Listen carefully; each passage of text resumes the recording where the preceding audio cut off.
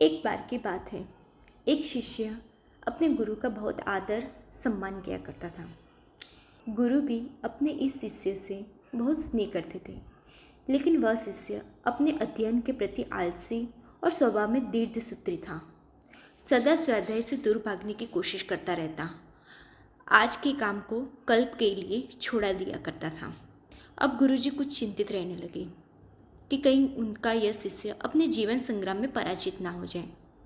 आलस्य में व्यक्ति को अकर्मण्य बनाने की पूरी सामर्थ्यता होती है। ऐसा व्यक्ति बिना परिश्रम किए फलोपान भोगने की कामना रखता है। वह शीघ्र निर्णय नहीं ले सकता और यदि ले भी लेता है तो उसे कार्यान्वित नहीं कर पाता। यहाँ तक कि वह अपने पर्यावरण के प्रति भी सजग नहीं रह सकता और न भाग्य द्वारा प्रदत्त सुअवसरों का लाभ उठाने की कला में भी प्रवीण नहीं हो पाता। उन्होंने मन में अपने शिष्य के कल्याण के लिए एक योजना बनाई। एक दिन एक काले पत्थर का टुकड़ा उसके हाथ में देते हुए गुरुजी ने कहा, मैं तुम्हें यह जादुई पत्थर का टुकड़ा 2 दिन के लिए देकर कहीं दूर दूसरे गांव जा रहा हूँ। जिस भी लोहे की वस्तु को तुम इससे स्पर्श करोगे वह स्वर्ण में परिवर्तित हो जाएगी। पर याद रखना कि दूसरे दिन सूर्यास्त के पश्चात मैं इसे तुमसे वापस ले लूँगा।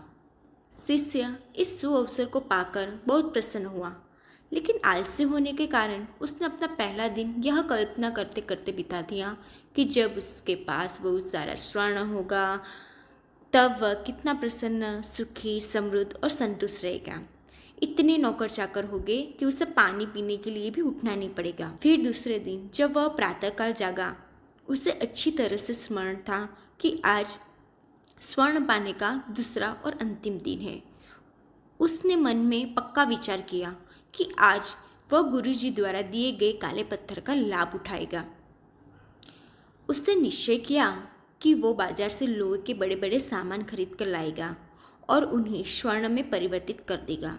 दिन बीतता गया, पर वह इसी सोच में बैठा रहा कि अभी तो बहुत समय है, कभी भी बाजार जाकर सामान लेके आएगा।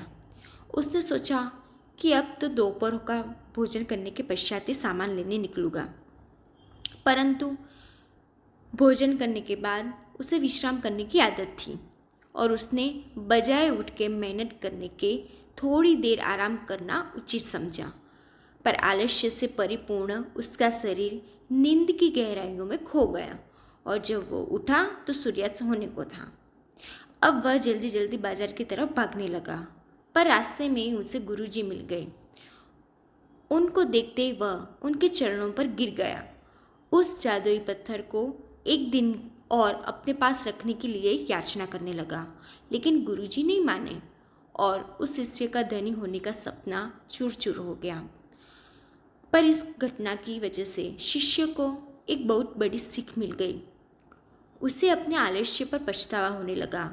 वह समझ गया कि आलस्य उसके जीवन के लिए अभिशाप है और उसने प्रण किया कि अब वो कभी भी काम से जी नहीं चुराएगा और एक कर्मठ, सजग और सक्रिय व्यक्ति बनकर दिखाएगा। इस कहानी से हमें ये मोरल मिलता है कि जीवन में हर किसी को एक से बढ़कर एक अवसर मिलते हैं, पर कई लोग इन्हें बस अपने आलस्य के कारण गंवा देते हैं। इसलिए मैं यही कहना चाहती हूँ कि आप सफल, सुखी, भाग्यशाली, धनी और महान बनना चाहते हैं तो आलस्य और दीर्घसूत्रता को त्याग कर अपने अंदर विवेक, कष्ट साध्य श्रम और सतत जागरूकता जैसे गुणों को विकसित कीजिए। और जब अपने मन में किसी आवश्यक काम को टालने का विचार आए तो स्वयं को सिर्फ एक प्रश्न कीजिए, आज क्यों नहीं। धन्यवाद।